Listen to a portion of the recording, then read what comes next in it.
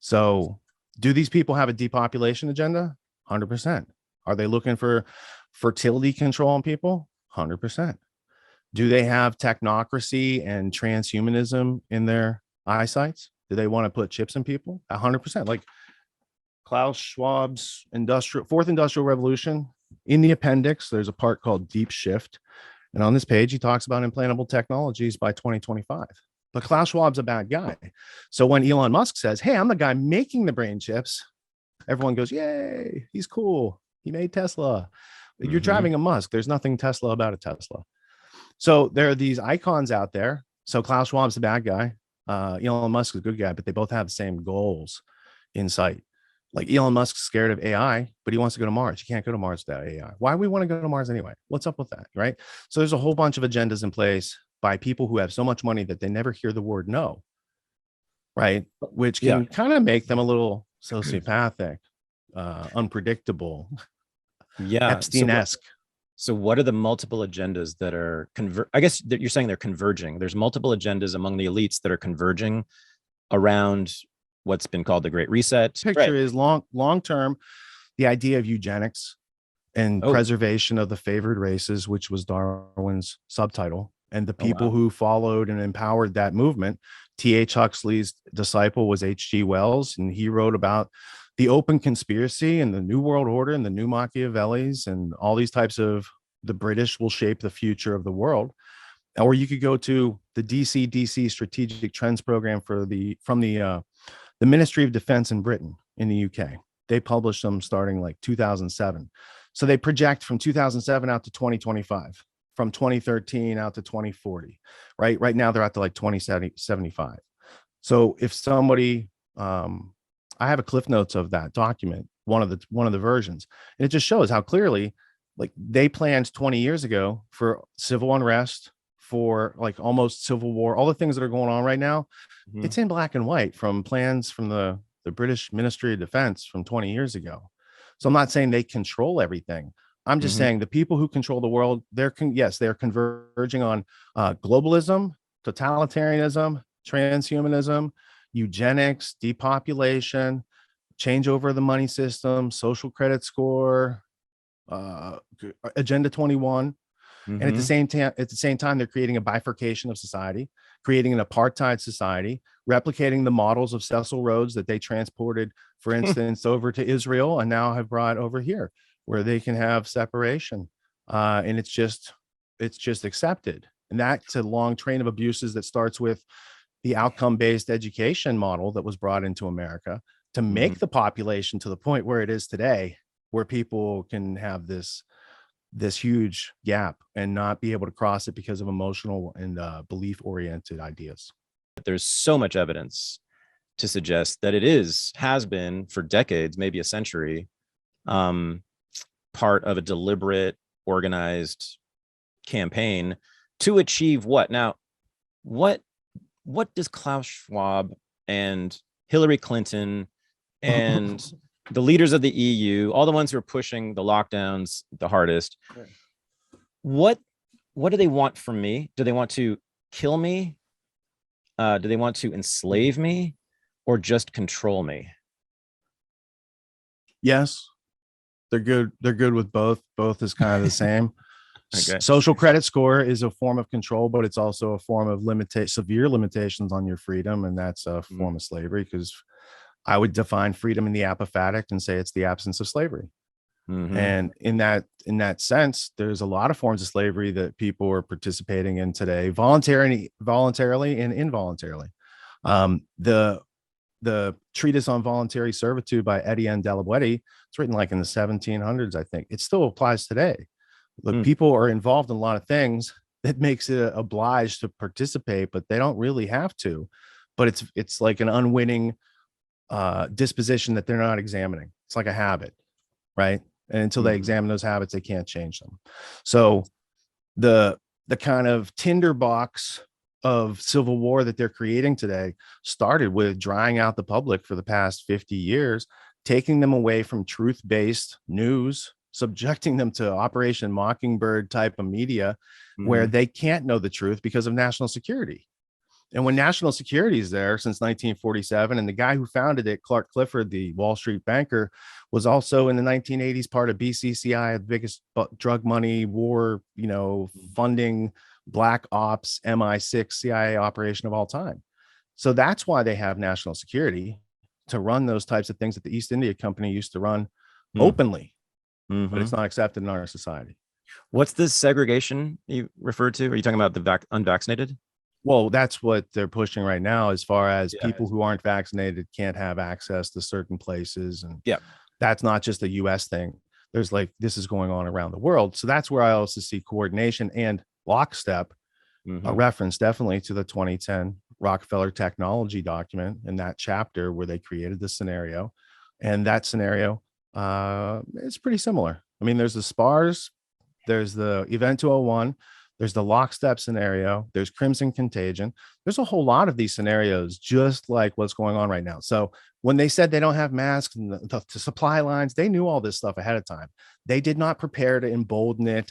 Nobody, Bill Gates didn't collect a bunch of ventilators and say, here they are, I told you in 2016 this is going to happen.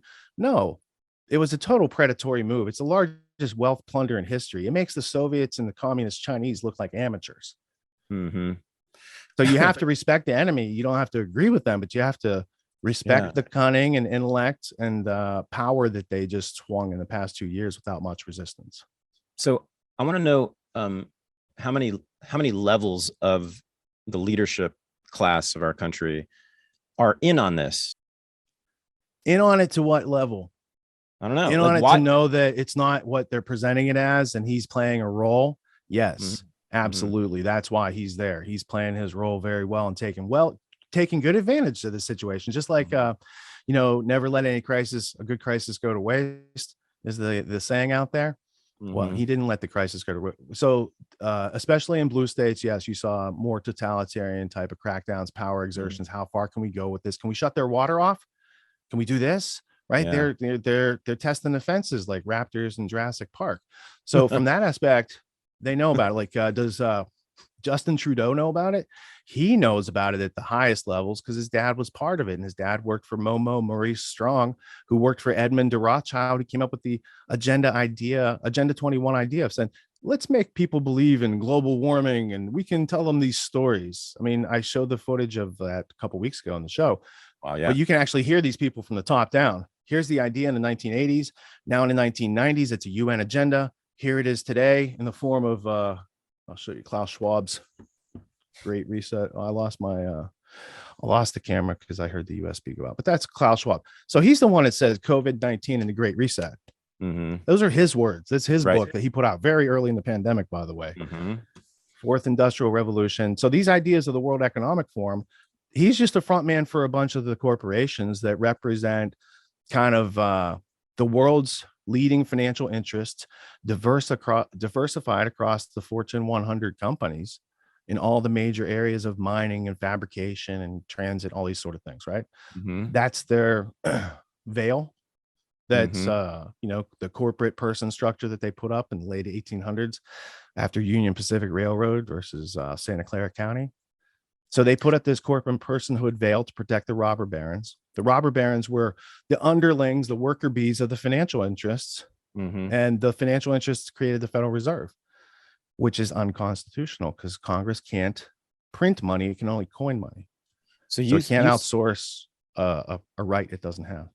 You see the source of the lockdowns in the early 20th century.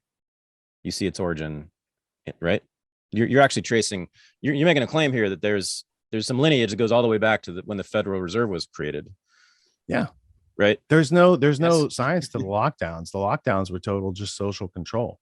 It was always about compliance and never about the science. No, I know. But I mean, like, how did they pass down over a century this sort of information and this plan and this really like orientation to the world and sort of a motivation among the elites? How from the 1910s to the 2020s did that get passed down? Right. All right, cool. That's a great question. I want to start I'll start in 1902. Cool. The last will and testament of Cecil John Rhodes, who created De Beers in South Africa and the greatest. So people don't know, like the greatest imperialist, basically, of ever. Yeah. And his buddy Rudyard Kipling They were Mhm. both Freemasons. Rudyard Kipling and Rhodes were buddies. And Kipling wrote The White Man's Burden to get Yep. America into the Spanish-American War to take on imperialism, which America Correct. is now known for. Like when you're Correct. when you're talking to Alexander Dugin, I'm like, dude, if you only knew this other side, where all these things you're saying are America, that's not America. That's Americans subject to CIA selling us out to MI6 and having an ill relationship with an ally, an Okay. abusive relationship with an ally. Because World War I and World War II, the British got us into it knowingly through intelligence machinations that they wrote Mhm. about. They're very clear about it.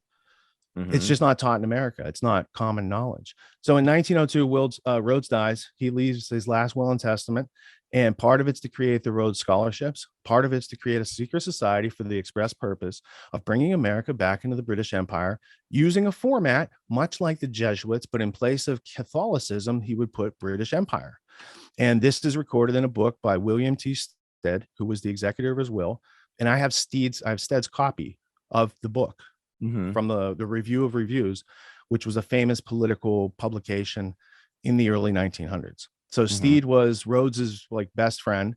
And he was one of the executors of the will, and he wrote it as a book in 1902. It's out of print, but you can still get it because I got the first edition, and I got also Stead's copy from the guy who had his whole library. So that is an artifact of evidence that leads forward to the Pilgrim Society, also created in 1902, an Anglo-American elite establishment of the opium producing families from pre-revolution days. Mhm. The American colonists were a huge part of the British opium because the furs that the Astors were getting, they were taken over to China to trade for opium, 40 tons at a time on their ships when you read the manifests, right? Mhm. So a lot of the Boston Brahmin families, they were always allegiant to the monarchy, even though America had the rebellion and separated. So there's Mhm. always this undercurrent. So that starts with Skull and Bones and Yale and Elihu Yale taking the East India Company money to make Britain and America from Yale. But in Rhodes's case, he takes Americans over to Oxford and anglicizes them. And then they come back here and they do the work of the empire very quietly. Bill Clinton's one of these people, Rachel Maddow, George Stephanopoulos, um, Joseph Nye. Who's the guy that runs CFR? Oh, Richard Haas. Haas, Richard yeah. Haas. Yeah. Mhm. So all these characters are carrying out the Anglo-American agenda. The Clintons, Hillary included, they're part of that. They're just worker bees in that larger agenda. That agenda brings forth Federal Reserve 1913. And then in 1918, they have the Hotel Majestic meeting during World War I. They create the Council on Foreign Relations in America and the Royal Institute of International Affairs in Britain. They're sister brother organizations. From there, the future of the 20th century is written because you've got the Dulles brothers, who were British Mhm. spies, Mhm. wholeheartedly owned through honeypot operations during World War I. So the Mhm. whole, all the way up through Kennedy's death and him presiding on the Warren Commission, that gives you a sign of like, is there a group of people that don't like Irish Catholic presidents? Maybe it wasn't Oswald, right? Mhm. And who can frame these things up? Who has that type of power? So there's a lot to it. But the Council on Foreign Relations goes forward. That brings about American participation eventually in World War II because MI6, which was created early 1900s, they install working units in the United States pre-World War II to make sure that we go into the side of the war that they're going to have with the Germans on their side. So they set up in Rockefeller Center, working under Nelson Rockefeller, and they set up in Washington, D.C. And it's Roald Dahl, who wrote Charlie and the Chocolate Factory, Ian Yeah. Fleming, who wrote Chitty Chitty Bang Bang, David Mhm. Ogilvy. They're all British assassin spies trained at Camp X. It's a crazy story about how our allies came over to help us. And Mhm. they're assassinating American citizens who might be given pushback in World War II. And then from that, you get the Marshall Plan and this whole UN aspect. Now, the League of Nations failed. It was never meant to succeed. The UN is what they wanted. And that was kind of like how they brought it about. World War II ending with the need to create the United Nations. Now, where did it come from? Rockefeller property that used to be Slaughterhouse District in New York is given for international territory. The Rockefeller Foundation, the Rockefeller family architect designs the building, and a family, a robber baron family, that was in oil and got into banking, whereas the Rothschilds were in banking and got into oil. They create international territory in New York, and then they create a health organization inside that. And so you start to see what is the history and evolution of these institutions around us. And then you look at COVID, you're like, oh, Rockefeller Foundation set up China's entire medical system starting in the 1920s. So all the stuff, all those labs, all that crazy stuff, all that production of drugs over there today, that was set up by Standard Oil money. And it's still controlled by Western society. So if you got into, you ever check out Anthony C. Sutton's books on Wall Street, FDR, Wall Street, and the Bolsheviks, and Wall Street and the Nazis? That type of upper level financing of these events means that the Cold War isn't us fighting against Russia. It's another group getting us to fight with Russia so they can weaken us both and steal the massive wealth of Russia during that process. And then they're like, we bet we could do this in China. And by the time they get to around the time I was born in 73, you got Cambodia going on with Pol Pot, where people like us with glasses, we get killed. We're intellectuals, got to kill those people. They know too much. Right.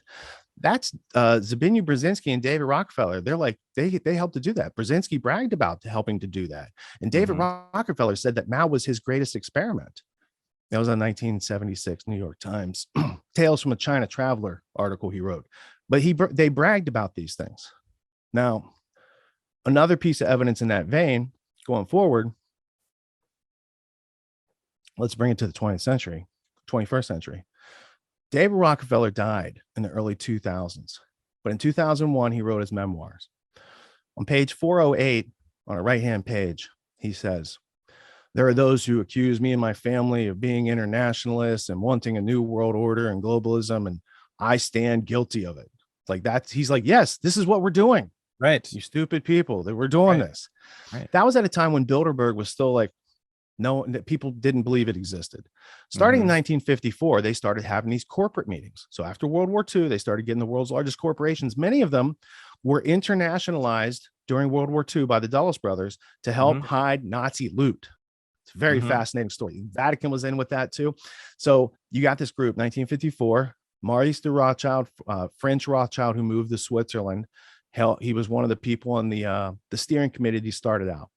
So you've got this group of elite banking families and these elite kind of corporate people that work for them. And they start meeting once a year at Bilderberg. Now that's a known thing that goes on. Now they don't make it public anymore, and they kind of make it so my friends can't go and film it and stuff like that. But that went on for 50 years. And for, 45 of those years, it was completely denied in the press. They wouldn't report on it. It didn't exist. So that also tells you like the people that are claiming to give you news every day, they're not your friends. They're not trying to help you or embolden you through learning, or let's be curious. Let's ask some questions and follow where it goes. They don't do that anymore. That's way too dangerous. Here's a predetermined script. Here's a narrative. And when the United States changed the laws on propaganda, like in 2014, where they could propagandize their own citizens, that should have been like a warning shot to everybody. When they're like, hey, we had this rule where we couldn't propagandize you. We could do it to other countries. But when they changed that and aimed it at us, I was like, that's intellectual. That's, info war right there. That's intellectual subversion. Why would you do that to your own people? But it makes total sense because they need to scuttle America. They need to eat up America's resources and crash it in order to go to that next level with the Great Reset, the social credit score, the control of freedom and humanity forever through electronic transhumanistic type of means. Gotcha. I think it's antithetical to nature that exists. Okay. There's a lot more evidence in there of working groups and artifacts. It's fascinating. And I got thousands of books on this topic, but that's the general gist of the story. The empire wanted us back. This guy Rhodes came up with a good plan and funded it. And then it snowballed into some of the worst atrocities and democide that humanity's ever seen. Okay. So let me see if I got this straight. So this idea about bringing about a world in which, as you just described, a technocratic elite will regulate every aspect of our lives, even the most intimate ones. That idea, bringing about that kind of world, has been carried forward over the last century or more through a series of semi-secret or secret organizations like Bilderberg, and think tanks, but also Columbia. Sure. I know. Came from Columbia University. The Columbia's technocracy movement in 1932 was where a lot of that started to take shape. Innocently enough, it was later used for other things, but it's like, it's a fascinating history where this all comes from. Let me just see if I can get, so you got these groups of elites and these sort of secret organizations, not so secret organizations, universities like Columbia, and think tanks like the Council on Foreign Relations, who are talking about this, and they're laying down plans over many, many decades to do this, right?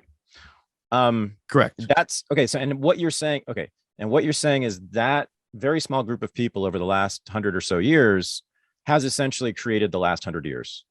That they are primarily responsible for. Is it every major event? Is Vietnam part of their plan? Is Iraq part of their plan? Is, what's not? Well, for those major events, yeah. Okay. Those are part of the plan. The Gulf of Tonkin, that didn't really happen like that, was a convenient way for Bell Helicopter and all these other places to ship a lot of products around the world.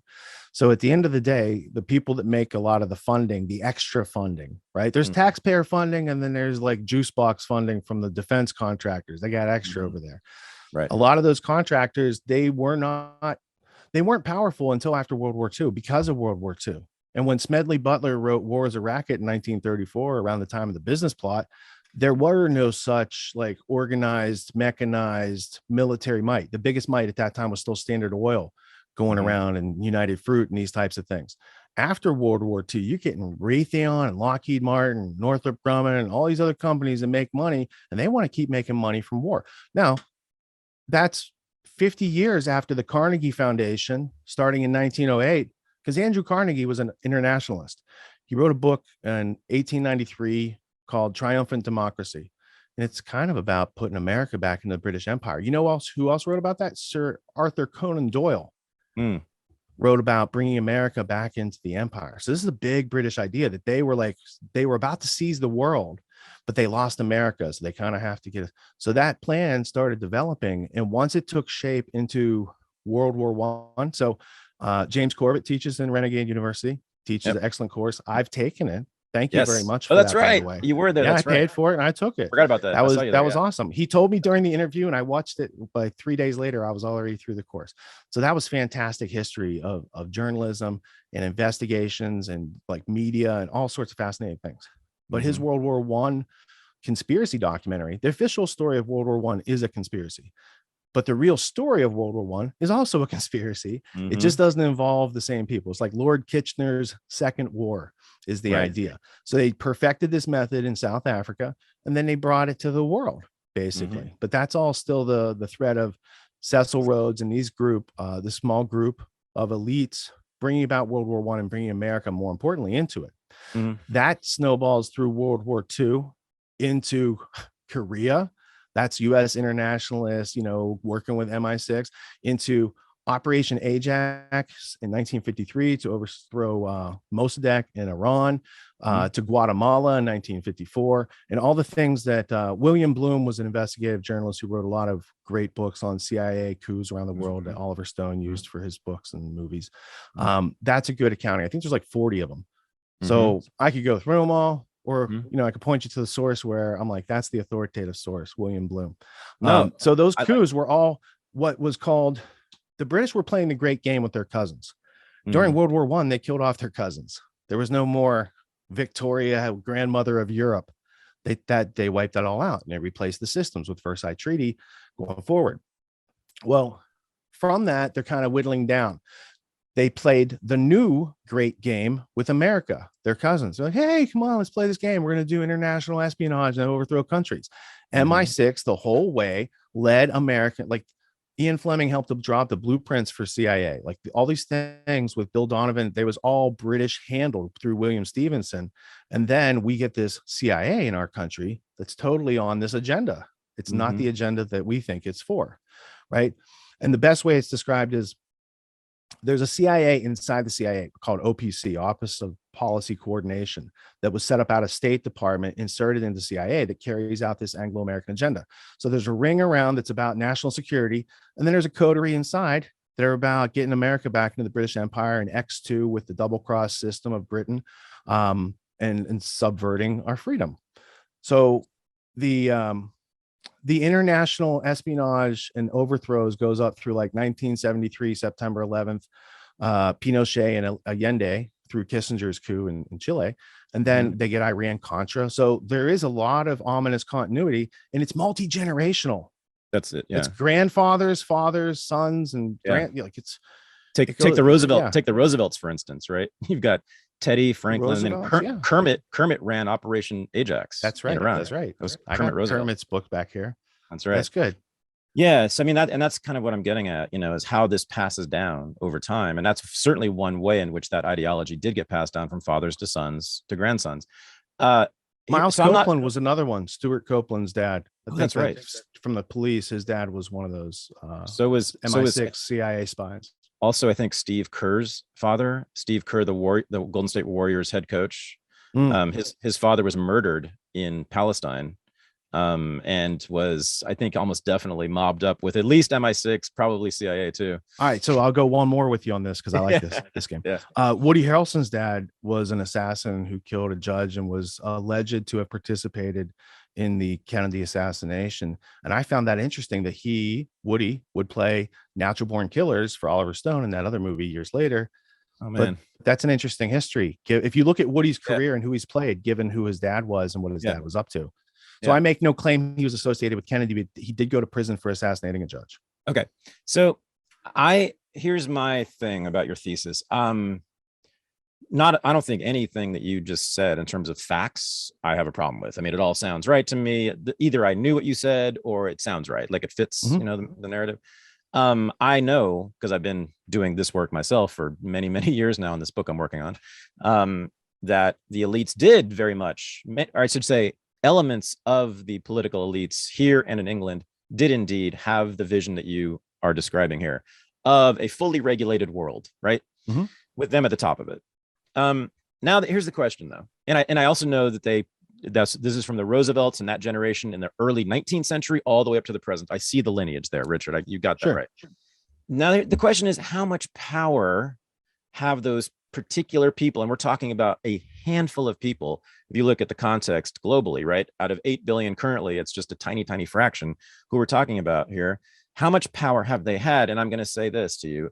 I mean, you keep talking about America rejoining the British Empire or the Empire, and that was kind of one of the major goals of these people. But that's not why, as my reading, that's not why the United States became the superpower, the dominant superpower. The reason the United States became the dominant superpower is that the United States produced more steel than anybody else. They produced more battleships than anybody else, and more guns and more tanks and more airplanes and more bombers and the nuclear bombs. So it was, I mean, that's kind of the Marxist materialist, I suppose, argument, right? That it's based in the material reality of no matter what Cecil Rhodes and no matter what Franklin Roosevelt thought, no matter how hard they wanted something like this vision to come true, they couldn't have done it if they didn't have the material to do it with. And the reason the United States became so wealthy and powerful is obviously a super complicated question, right? That has nothing to do with shadowy elites. Right. I mean, the reason the United States was in a position in 1941 to win a war had to do with all sorts of other things. Right. Why the United States became a capitalist economy, why it was so productive, why we had a work ethic that made people work hard and work longer hours than anywhere else in the world. Yada, it goes on and on and on. The natural resources of North America. I mean, there's so many other reasons for that to happen. And I think the elites who were certainly, I know this, Rich, I've done the research. I mean, CFR is shady as shit, and they were doing all sorts of secret planning before World War II, planning the way the world would look for sure. And they had a contract with the State Department. I completely know that story. It's exactly comports with your point, and they did end up winning, of course, because they won World War II. And then those guys at the CFR started to implement all their new ideas for the new world order, for sure. But I'm saying that they would have been irrelevant in history. They would have been insignificant footnotes in history if not for Henry Ford, if not for Andrew Carnegie. And I don't mean their politics, I mean just building stuff, Right. So, and all the natural resources and the sort of culture of the United States about prosperity and productivity and all those things, right? That all added up to the United States in 1941 being ready to kick somebody's ass on the world stage. Yeah. All right. So let me take it back to the American Civil War, when America wasn't so strong and we had to depend on Russia. Russia saved America from the British, and because the British were funding the Confederacy. The British profited from Confederate cotton and slavery, and they were worried that they were going to lose that if the Union won. So the Russians come in at the around the end, and they put ships off of San Francisco and the East Coast, and let a more fair turnout precipitate in that situation. Now, during that time, Lincoln had to print his own money. He had to make greenbacks because international finance withdrew because they supported the Confederacy in their own letters, right? So there's artifacts that show that the international money power at that time supported slavery, not publicly, but actually, right? So after that, America does go through some prosperity with guys like Andrew Carnegie and his funding, and JP Morgan, and Morgan's dad, Junius Spencer Morgan, was from here in Hartford, Connecticut, and he worked for Morgan Grenfell. He became Morgan Grenfell as a British banking interest that he partnered with. So Junius was already in the Anglo-American establishment. He brings Jack Morgan Sr. into that establishment. So between JP Morgan, Rockefeller, Carnegie, and Vanderbilt, all those robber barons are emulating the Rothschild style in their houses and their palaces. So like the big Vanderbilt mansion in Tennessee, that is built in what they call Le Rothschild Ute, the G-O-U-T, it's Rothschild style. So if you look that up, you can see all these houses around the world that emulated the people from whom they were getting financial power, right? At the beginning of World War I, the financial power merged with the British monarchical power in order to keep the empire going. Now, they had a long relationship, starting with saving Britain from Napoleon by funding Wellington back in 1812-ish times, saving the Bank of England, buying the Royal Mint. So they already had a lot of continuity with the monarchy and the empire's power, that financial structure. But it became formalized in 1917 through the Balfour Declaration. And it was just after that all of a sudden America, who's led through finances of, it was Woodrow Wilson and Samuel Untermeyer and Colonel House working with Lord Grey to get America into World War I. And they had a meeting with the king, and they're like, hey, if we sank a ship, what would be your reaction? And then like hours later, it happens. So when you track down that paper, and I think that's in Corbett's documentary as well. So there are these events that happen. The Titanic loses William T. Stead, who opposed this type of takeover of America, and John Jacob Astor IV, who also opposed this Anglo-American establishment. Now, JP Morgan was on that boat, but he got off at the first or second stop before it crossed the Atlantic. So he was used as the draw to get these other powerful people there, maybe to talk them into something, but he found that maybe they don't need to be talked into it. They just need to not be there. I think his insurance company insured the White Star Line. If not had ownership, Morgan had ownership in the company. So there's a lot of interesting insurance fraudy type things that went on back then, just before the Federal Reserve. So there's a major transition between 1913, 1917, America getting into the war. And then from that, we have this new special relationship where the empire became a commonwealth. And Lionel Curtis says in his Columbia speeches, we're going to do it to make the Americans basically think we're not an empire. So they won't partner with an empire, but they will with the Commonwealth. So it was a very specific, well thought out, formulaic plan between Milner, Lionel Curtis, H.G. Wells, later Aldous Huxley and his brother Julian. Julian was in charge of UNESCO for the United Nations. And he was the World Eugenics Council. Right. So between the families involved today, the Gates, Buffett's type of continuity of the Rockefeller Foundation philanthropy model, right? Because Buffett went to Gates and said, look, give all your money to charity. You'll lose this antitrust thing and you can be with us. And since then, he's been their front man. And that's why he's in the sweater out there during the pandemic, showing you a little coronavirus and be scared. Which I haven't seen him lately, right? So there's a continuity, there's an agenda, and there are custodians now and, maintenance people like Gates for that agenda. But it starts with Rockefellers, in the Darwin, Wedgwood type of eugenics thinking that brought about the English speaking idea in the early 1900s that led to a world war that reshaped the world in their image. So bankers are at the center of this for you. Is that right? Bankers have the most power in this? All right. Well, if we're going to talk about it like that, I got to say it like this. We all have responsibility in it. The bankers make an offer. They say, here's a tool. If you guys want to use this tool in your agorism to exchange more readily, have at it. And then the government says, if you're going to do that, we got to charge you tax because that's our product. Agorism and trade and barter are not taxed. People do that one-on-one. When you use a third-party tool as an intermediary, they bring rules with that. So that seems to be where the power comes from. So the people that print the money, they don't need the money. They need other people to work for the money. So they give the money to their rich and powerful friends and say, offer this out, and you have jobs, you have manufacturing, you have resources. People will stop doing what they want to do. They'll stop pursuing their individual agendas, and they will polarize to work at your factories. But we'll need education to make them all think and act the same. So in the 1800s and 1900s, they formulaically create schooling, which is the antithesis of education. Education starts with observation, asking questions, and actually cause and effect learning. Whereas schooling is declarative sentences, assertions, and you don't need to know how they came to those conclusions. You just need to know the right answers. And that's programming. Okay. Indoctrination, right? I leave it to people to make their own conclusions. Thus far, my conclusion has not had to change much in the past 15 years, but it took a long time to get to the point of, oh, it's a finite planet. There's only so many people pursuing this agenda. Let's learn their names, read their history, follow chronologically, and understand the story at a higher level, and then try to communicate that back to people through making documentaries and films and podcasts and courses and things like this. But essentially, I would use as a metaphor, I'm writing a multi-volume book on the history of the Rothschild family. My opinion is not in the book. My opinion is not useful. What I think about these things is not really useful. What is useful is what I found, where I found it, what it means, how it relates to the story.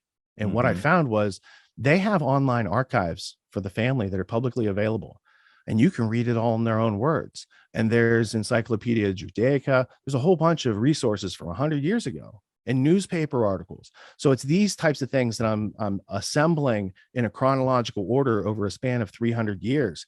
But the power and influence that family has today is much more contiguous and centralized now than it ever has been in history because of COVID and the Great Reset, starting in 2014 with their inclusive capitalism movement, where they got 1/3 of the world's investing wealth in one room.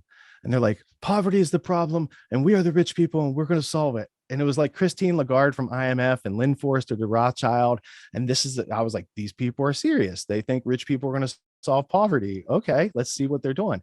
And it kind of went quiet for a couple of years. And then as soon as COVID hit, they're in the room with the Pope and everyone's on inclusive capitalism train. And I was like, there you have it right there. They're concluding their own story.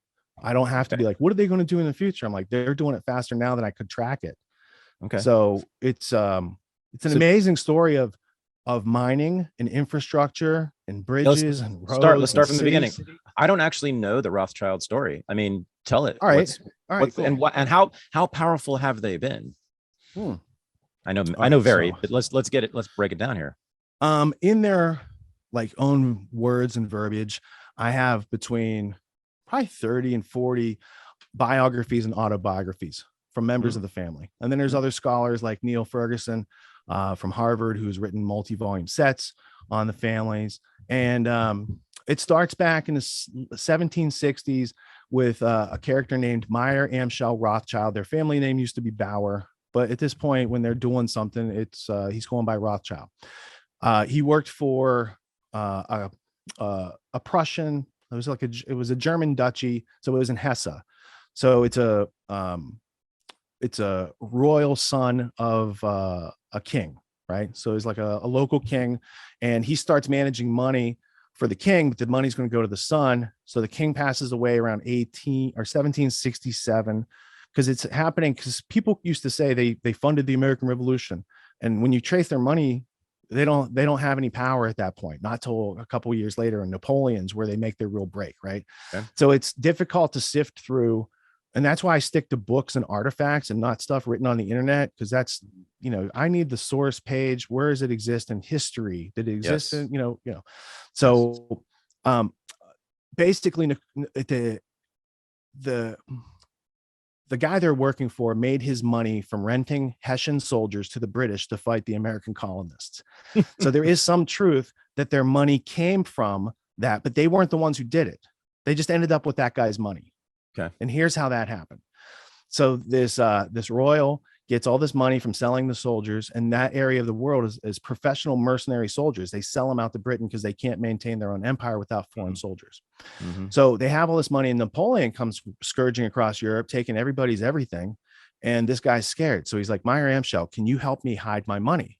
And he's like, And this is depicted in a Hollywood film that won an Academy Award. So I can give you that reference in a second. But he says, yeah, I can help you. I've sent my son Nathan to London. He set up a bank there. He sent his 5 sons to 5 different countries to set up 5 different banks. This is all real deal. Oh, wow. Fact. So all this money from Prussia, that German area over there, goes over to Nathan, who then is lending it back to Britain for Wellington. And it never goes back to the guy they took it from. Even though they claim it did, there is absolutely no evidence that the money's ever returned. So they're like, we know how to hide your money, and Napoleon won't get it. So Napoleon, that ended around 1814, that whole saga. And so I was looking for where in the Rothschild artifacts and archives do they have the recording of this transaction? Because they say they did, but the people say they didn't, and there's no record of it. And there was a whole lot of money that came from Nathan's coffers to go to pay Wellington. And where did that come from? And the way it got there is really interesting too, because Nathan had a courier network. So they were able to exchange pieces of paper for gold in other storage areas across Europe to get the money over across the Pyrenees and Spain to Wellington so he could beat Napoleon eventually at Waterloo. So there's that whole story. So that's where the Rothschild family not only started, but then migrated to getting power in Britain right away, because that was the first place that they could really make themselves useful to people who had a monarchical title based setup. Originally, they just wanted land titles. They got land titles in Germany and Britain first, and by the 1800s, they were getting some titles in their family, right? And then they became useful to the empire 1812 through 1814, and then they saved the Bank of England, I think like 1818, and then they saved the Royal Mint, maybe the 1830s. Then they partnered with Reuters because the Rothschilds had a carrier pigeon courier service. And then they formalized that into working as Reuters news service. They were like, hey, can we have a guy run this? It's a fascinating story. And then you get into the mid 1850s, 1860s, they start incorporating with some of the East India Company opium people. So there's this guy named David Sassoon. The Sassoon name today is famous for a variety of things. Back then, he was the opium magnate of Iraq, Baghdad. And then he marries into the Rothschild family. So there's currently an actor in Hollywood called Jack Houston. So he's the grandson of John Houston. And on one side, he has the Rothschilds and Sassoons. So this whole opium empire, East India Company heritage. And on the other side, he has like Hollywood royalty. And that also tells you a little bit about how Hollywood works, right? So there's multi-generational passing on of power and people who have more knowledge, more actionable knowledge than the rest of the people we're being schooled into. So that creates a knowledge gap, which is a power gap, which is a wealth gap, which is the gap that is between us and Elysium. Yeah, I mean, no one denies that the Rothschilds have been among the most powerful families in the world over the last couple of centuries. They facilitate all the most powerful families. No doubt. Not all of them, but a lot. A lot. Most they've had their hands in a lot of stuff over the last 2 centuries. Certainly. They're responsible for the Nobel Brothers oil conglomerate. So while Rockefeller had Standard Oil in North America, Europe had Nobel Brothers. That's all Rothschild. That's Royal Dutch Shell. That's BP. Right. Trace it all back. I did. It was like I said, I'm curious. It's fascinating. So I don't necessarily have conclusions or a thesis on it, but I can point to you all these things that exist that make a very interesting narrative. Yeah, no, I'm just curious about what they wanted. Like, I've never seen the words of the Rothschilds themselves. What was their motivation, right? What were they after, right? Because most people will think, oh, they're bankers. They just want money. They just want money. They just want to get rich. And that's usually what people think about the wealthy, right? It's George a little Soros, like that, but like even inside the family, they disagree on stuff. They have divided policies on Israel, even though they helped to colonize Israel starting in the 1860s formally. And if you go back to, there's 1829, 1833, and 1835 newspaper articles from America that talk about the Rothschilds trying to purchase Palestine from the Sultan of Turkey. So that I don't know if those stories are true, but 30 years later, they were doing just that. And 100 years later, they created the state of Israel. And by the way, from the Balfour Declaration eventually. Right. And by the way, we haven't mentioned, I think it's a salient point about who the Rothschilds were or are. They're Jewish. right? Which Some is parts of the family practice religion, but overall they're apolitical, and it's more of a financial empire at this point. And okay. like I said, a lot of the family branches disagree on different things. Like you've got David de Rothschild. He's the green Jesus. He's the leader of the eco movement in the early Yeah, right. 2000s. Right. And, his uncle and, these other people in his family helped create Agenda 21 that he's carrying out 2 generations later. So Okay. there's a lot of continuity, but they don't always agree on various strategies and tactics. Right. Right. I mean, I'll just They say, do politically support Zionism, yep. which is an idea separate from religion that they found to be useful increasingly in gathering people around these topics, especially with like the first World Zionist Conference and Chaim Weissman and these other people and Theodor Herzl that brought these ideas about. They're hugely instrumental in those lines of development as well. So, I mean, their Judaism, whether it's religious or just cultural, is relevant because they probably wouldn't have funded the state of Israel if they weren't Jewish, I would think. I think it's only relevant insofar as Christians didn't practice usury, and they were known as court Jews back in the day. If you look up that term, they were the money changer. So when people came into your kingdom, they're from out of town. Who's going to change the money? That's Christians don't do it. Here's this guy who does it. Should we hire him? So I think that was the thing. And there's a history of persecution of the Jews starting, I think, in the 1200s in Britain, and then in 1492 in Spain, in various places. But again, if somebody can't do the thing you're doing because of their religious beliefs, they might take up violence or slander you in order to get you out of their area. Right. So it could not necessarily be as accused. It could be people make up some shit to change the game. And I see that today with Klaus Schwab. They're making up a lot of shit to change the game. No kidding. Yeah. So the Rothschilds, wait, you said they're sort of apolitical, but they're clearly not all apolitical. Like what's the ideology of that family? What are they going for? What's the worldview, the objective with all this money? So let's go to James and Dorothy de Rothschild. They were of the French Rothschild family. They were the ones leading the colonization of Palestine in the 1860s, 70s, all the way up to funding the Knesset, and like really the emergence of Israel, the state, was brought about because of them. And so Dorothy continued on after James died. But that whole idea is Eretz, Israel, and they carried out the first Aliyah, which is this journey to the Promised Land, to regain that. But that idea of the Promised Land and Zionism comes around from Sabbatai Zvi in the 1600s, and it's like a useful idea that. So, like I said, it's more like they find useful ideas and assemble them. I think that's what Carol Quigley said too. Is these people aren't communists or capitalists. Like they'll use all these groups to attain their agendas. And Quigley wrote this book, Tragedy and Hope: A History of the World in Our Time, in 1966. He was Clinton's mentor, and Quigley himself was mentored by a Rhodes Scholar. So it was his book really that broke this to Western culture. So he was a Georgetown professor of foreign service at the Edmund A. Walsh School of Foreign Service. And he writes this book because he had a whistleblower come to him from inside Cecil Rhodes's secret society. So this guy called Alfred Zimmern comes to Quigley in 1948, and he says, "Hey, I got a crazy story to tell you." And he tells him this whole story. And Quigley's like, "I don't know if that's true," but he writes it down. And that book eventually became this book, The Anglo-American Establishment. Yeah. Which Quigley wrote in 48, but he wouldn't publish it until he died posthumously. It's published in 1981. So this is the story he got in 1948. United States is in trouble. It's, so the symbol on the cover is very telling. And it's a pretty, this is Quigley. Describe the symbol because some people are just listening. Yeah. So it's a Union Jack preeminently with an upside down American flag in distress in the middle of it, making it like a target. So the Anglo-American establishment is making Britain bigger through toppling America. And on the back cover, Carol Quigley lived from 1910 to 1977. And in this book, this is the concise names, places, dates, all the evidence is in his book.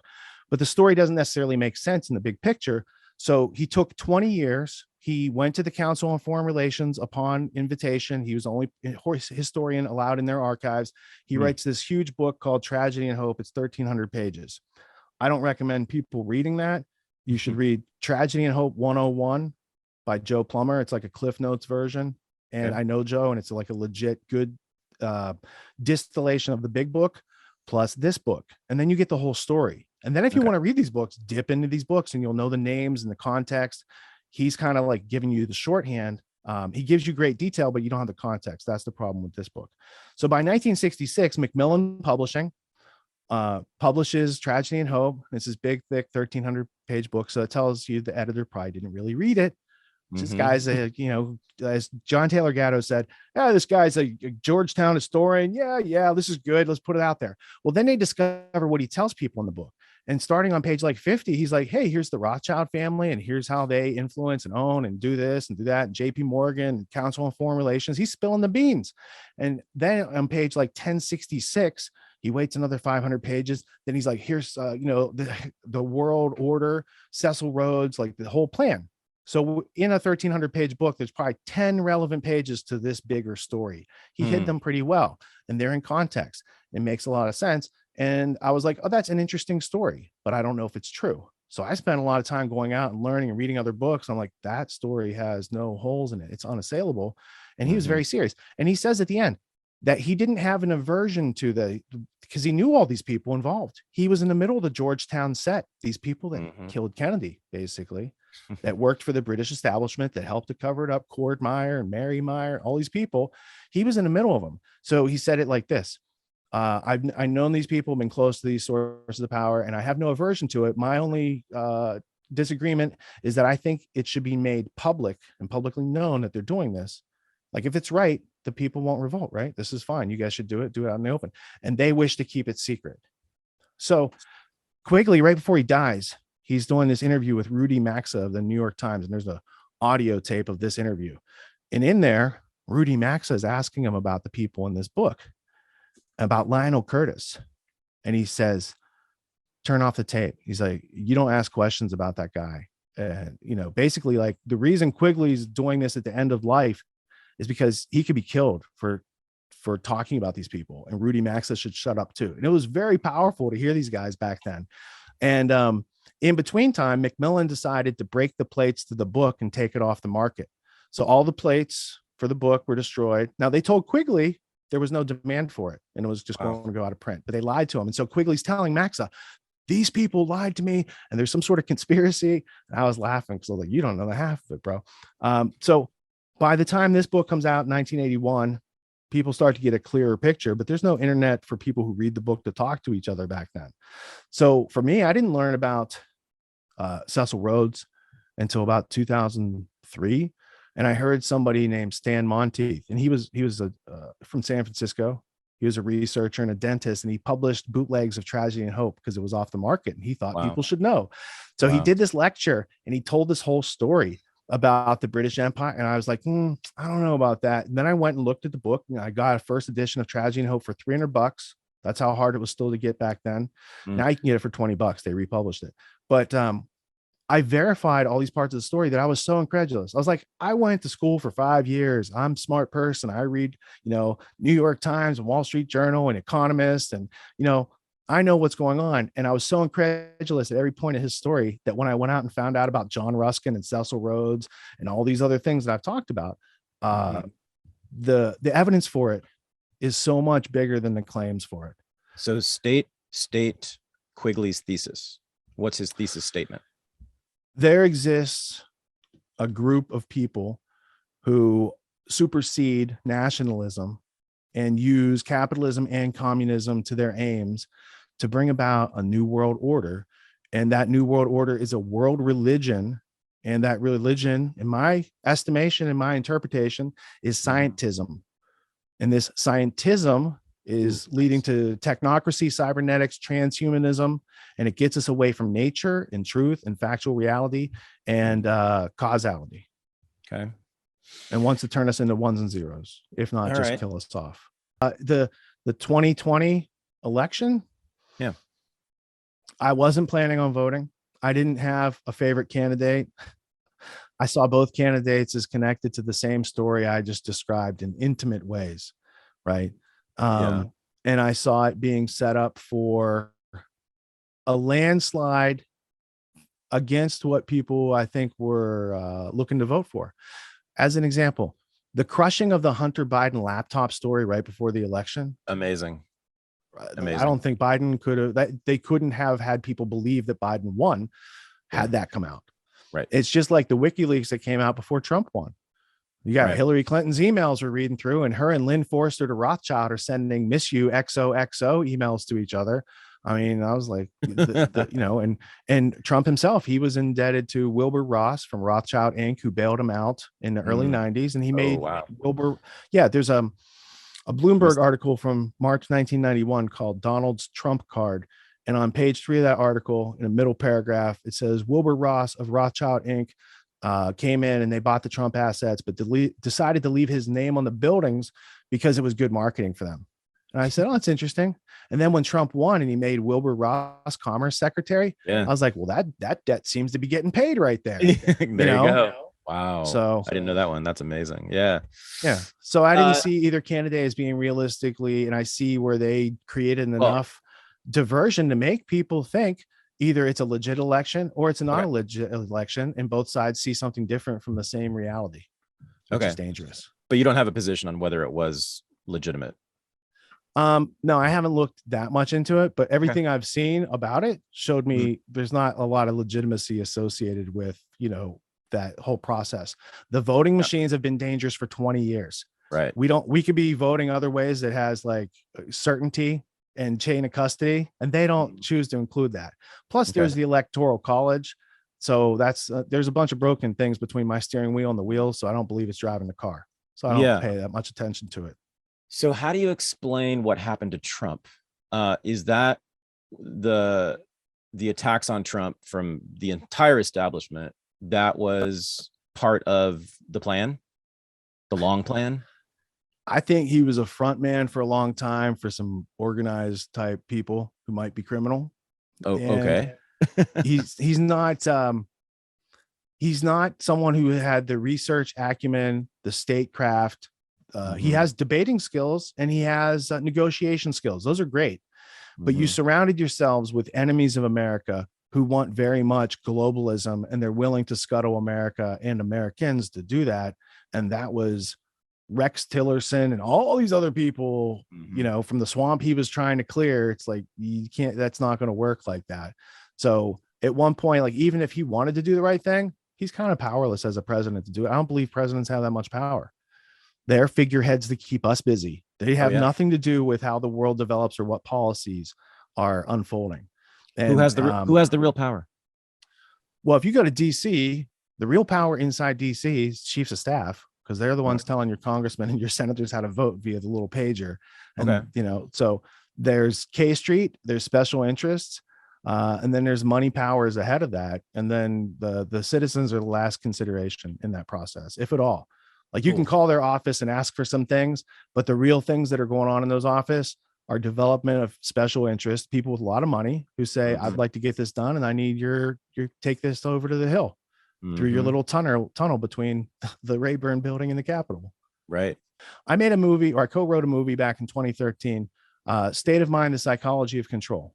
And a lot of the history that I was trying to drip out is, as this group that I just talked about, this Anglo-American establishment, progressed through the 20th century, most of their research was on Yale Institute of Human Relations, Tavistock Institute of Human Relations. It's about human relations, behaviorism, stimulus reaction, Pavlovian, Skinnerian, John Wattian type of control over people, using Bernays and Lippmann and Ivy Lee and these propagandists to mold and control and manufacture consent. And so if all these things naturally existed in America, none of these other things I just described would have needed to go on to make America fail. But America was growing stronger. So this opposing force had to come in and weaken us at all our critical points and create a controlled demolition of our society, of our constitutional republic, because it's not a democracy. Alan Dulles, who worked for British intelligence since 1916, and he and his brother were in charge of Eastern establishment families that were supportive of the British endeavors. So the guy that Kennedy fired, I have a picture of Kennedy and Dulles outside, and it says rare picture of JFK with his assassination, with his assassin. So Dulles and his pylon of people, his inverted pylon of people above him that used him in these situations. Like Allen Dulles was Nelson Rockefeller's attorney. And it's an interesting history because that it was through Allen Dulles that Rockefeller was funding the Nazis and building in Germany and developing over there. And that's how Richard Nixon, a young attorney, goes to Allen Dulles and says, hey, your client is trading with the enemy. I'm going to run him up. And Allen Dulles is like, hey, I'll fund your political campaign and you can be vice president under our guy Eisenhower, who Nellie Rock and Eisenhower worked in World War II in psychological operations with. Right. So there's a very small group of people. And then who owned the Zapruder films? C.D. Jackson, another Psy-War guy that works with Nelson Rockefeller. And so he works at Time Life. Time Life takes the Zapruder film. No one sees it till Geraldo Rivera and Dick Gregory in like 1973. No one saw the Zapruder film. Life magazine pictured stills. C.D. Jackson and those guys had like a decade to work on that footage before it was released to the public. So I hold out doubt that Dan Rather was telling the truth when he said his head went the opposite way of Oliver Stone, because Oliver Stone's like, no, back into the left. And because that's Garrison, right? But Dan Rather, who saw the tape that day, his president's head went forward and slouched or something like that, right? And I always thought Dan Rather was a liar. But then I saw who had the chain of custody over the Zapruder film. There were only 5 copies. And it's like when you track down the owners and who had it, they're all people on the inside of that story I just told you. So that's the other thing. There's no need for Oswald to do the thing he did when these other people were around to set things like that up and cover them up. They had deep capture on American politics since World War II beyond, from Eisenhower. Who's they? The Anglo-American establishment, the group that Quigley. See, this is not my opinion. I'm just telling you what exists in these books. Wait, they had captured the executive American branch? State Department. Between the Carnegie Foundation, the Ford Foundation, Rockefeller Foundation, as through the Reese Committee found, those 3 international organizations in America were part of the Anglo-American establishment in bringing America, changing the attitudes, values, behaviors, of beliefs of Americans to be moldable with the Soviet Union. So to take 2 antithetical cultures to make globalism. Okay. I mean, by the end of World War II, the game was over. The United States was there as the dominant superpower, and Britain couldn't do anything about that at that point. Right. So Britain put us in the superpower position so they could ride in the back seat like the Queen. They put us as custodians of their global empire through destroyers for bases. We are a property manager for the British Empire, which still holds 45 votes in the UN through their Commonwealth to R1. But by the mid 20th century, Great Britain was clearly a second partner. I mean, they were clearly inferior in every way in terms of power and strength to the United States. They didn't let the United States in. The United States took that position. That'd be true if we didn't have the Federal Reserve. But the same people that are the ruling power over Britain and the United Kingdom put the Federal Reserve here, and they are the custodians of that $30 trillion debt. Right. That's the deep capture. The official story is these Arab hijackers, right, took over these planes, did these things. Well, if you look at those guys prior to 9/11, I would have told you they were drug couriers for the Anglo-American establishment, that they were trained to fly drugs for the Saudi princes, and that they got put as patsies on those planes. And now that you'd say, well, where's the evidence for that? I'd say, well, this guy, Allen Dulles, that we talked about, the British agent acting as an American intelligence head, he bought a proxy army of Arabs from a guy called Kim Philby, whose dad, St. John Philby, groomed the Saudi royal family, helped to create the Muslim Brotherhood, and was MI6's man. I've seen this payroll receipts from the 1920s. Wow. After they said he left, he was getting paid in 1925 to go be native with the Saudis and to create the Wahhabism. And so Osama's teacher, it was an Arab fascist that the British intelligence had helped to create and facilitate. So that whole intelligence group of the Arabs attacking us, that was all owned by the new great game crew, MI6 and CIA and Mossad. I don't want to leave out Mossad because there's no difference between MI6, Mossad, and CIA. There's no boundaries anymore after World War II. Inside job, outside job, NATO. I could just say NATO. Yeah. proxy Arab armies groomed by MI6 and CIA to do things and to facilitate change in a Hegelian dialectical way, right and left Hegelian thinking, to bring about change on a prescribed, Swiss-like scale, like Swiss trains. There's no doubt that 9/11 was the best thing ever to happen to the foreign policy establishment, and maybe the entire establishment, but certainly I've been saying that for a long time. I just can't go all the way. Can I offer you one more piece? Please. This will be a 1998 Council on Foreign Relations, Foreign Affairs has 2 articles in that November issue. One by Bernard Lewis called Osama bin Laden, License to Kill. And then the other one has the predecessor to the PNAC Rebuilding America's Defenses document.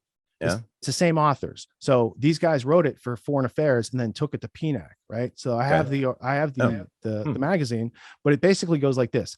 It's John Deutsch, Ashton Carter, and Philip Zelikow, who writes this article about we need a new Pearl Harbor and these things we want to do, preemptive strategy, neocon, Likud strategy, these sort of things.